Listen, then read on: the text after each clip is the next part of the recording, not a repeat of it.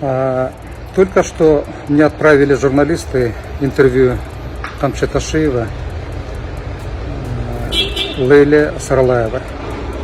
Там он меня обвиняет по статье 363 Уголовного кодекса, что я незаконно поднимал вопрос о политическом убийстве политолога Марата Казахбаева.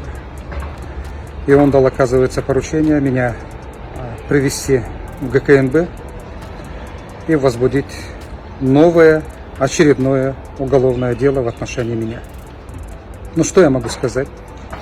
Для меня это не новое. У меня всего в отношении меня и моих родственников, моих близких было 16 уголовных дел.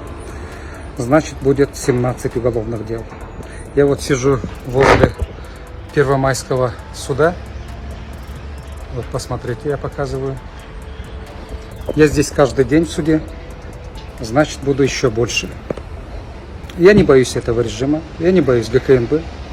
Я тем более не боюсь Камче. Камче, ты очень крут. У тебя ГКНБ. У тебя деньги, богатство, власть, силовые структуры.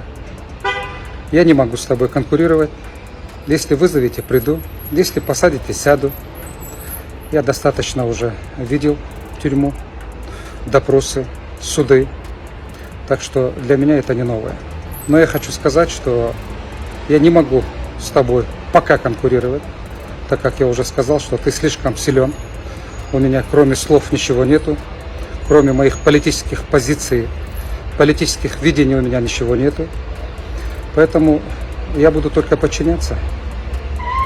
Если Камче хочет со мной конкурировать, тебе придется подать в отставку, потому что президент за то, что незаконно возбудили уголовное дело в отношении министра здравоохранения, снял временно или, может быть, постоянно с работы генерального прокурора.